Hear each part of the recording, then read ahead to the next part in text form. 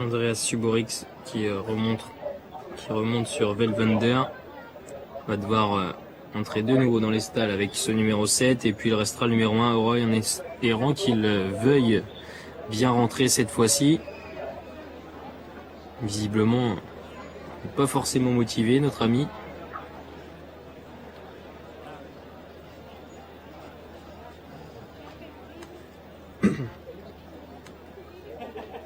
Allez, on va finir quand même par partir.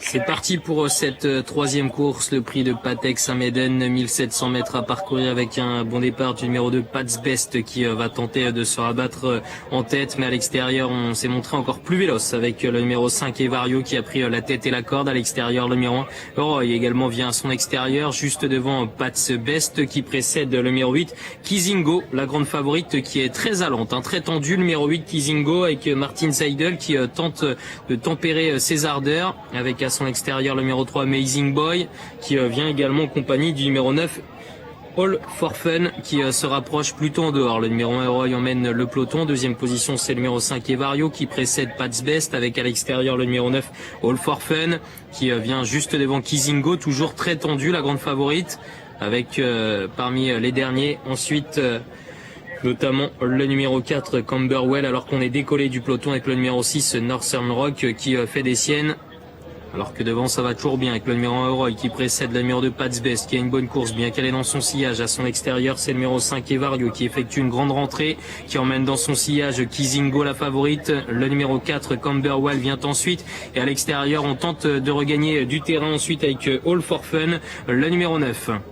Les concurrents sont à phase finale maintenant. Roy qui va tenter de le faire de bout en bout, mais à l'extérieur, le numéro 5 Evario vient très facilement maintenant. Evario qui vient inquiéter le numéro 1 Roy. Kizingo a du mal à regagner du terrain. Au contraire, le numéro 2 Pats Best est lancé avec également plutôt à l'intérieur Camberwell qui regagne du terrain avec Evario maintenant qui en pleine piste va certainement prendre le meilleur sur le numéro 1 Roy qui tente de se relancer. On finit très bien maintenant avec le numéro 2 Pats Best et surtout le numéro 9 All for Fun qui tente de regagner du terrain. Le numéro 5 Evario va finalement s'imposer très nettement pour sa réapparition. La deuxième place pour le numéro 9 All for Fun, la troisième pour le numéro 2 Pats Best qui va résister finalement au très bon retour du numéro 7 il me semble, Velvender.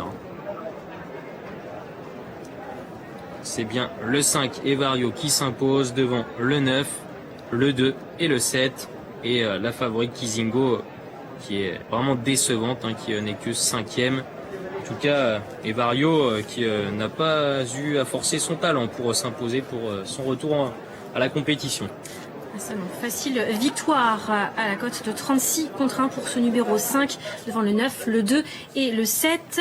Le 8 prend la 5e place. Voilà pour la 3e de Düsseldorf. On vous retrouve tout à l'heure pour la 4e et dernière en Allemagne. On prend la direction de Lyon-Paris. Avant de parler de la deuxième, on va revenir sur la victoire de Petrus Duberlet. C'était la première course et c'était la monte de Théo Chevillard.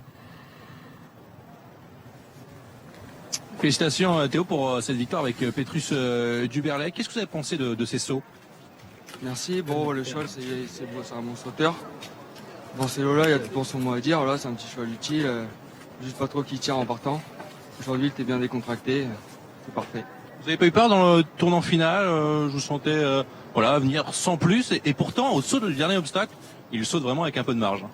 Oui, voilà, dans le dernier tournant, bon, ça a serré un petit peu, mais je pense que ça a bien pour un mal. Et du coup, ça a permis à mon cheval de respirer pour bien repartir après.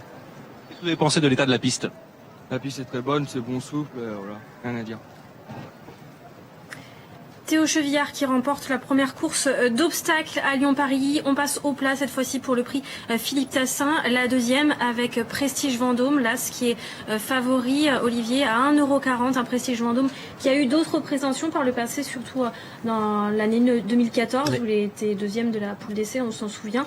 Il est un peu déçu par la suite, il redescend de catégorie, mais attention, il n'est pas seul en plus, il y a Ilse Gretto qui est très en forme. Exactement, à qui on ne peut rien reprocher, mais en tout cas le cheval de Nicolas Clément, Prestige Vendôme, a fait une rentrée victorieuse sur l'hippodrome de Compiègne en terrain vraiment pénible, terrain lourd, et c'est de bon augure bien sûr pour ce prix Philippe Tassin qui chaque année Sacre de bons chevaux. Kawinturn s'était imposé l'an passé. On l'a vu briller cet hiver à Deauville, pensionnaire de Stéphane Vattel. Alors en précisant que ce prix Philippe Tassin se dispute habituellement à la mi-juin. Là, il est un petit peu plus tôt dans la saison. Fractional s'était imposé pour l'entraînement d'André Fabre. On avait également Sommer Aben, Prince d'Aliénor. Voilà, c'est vraiment une épreuve intéressante. Sportivement parlant, c'est la plus belle. Prestige Vendôme face à Il Segreto.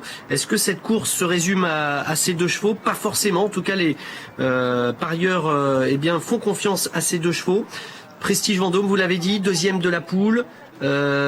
Ensuite, bien battu dans le Jockey Club de The Great Gatsby, mais on l'a vu réaliser une rentrée victorieuse à Compiègne. C'était à la fin du mois de mars.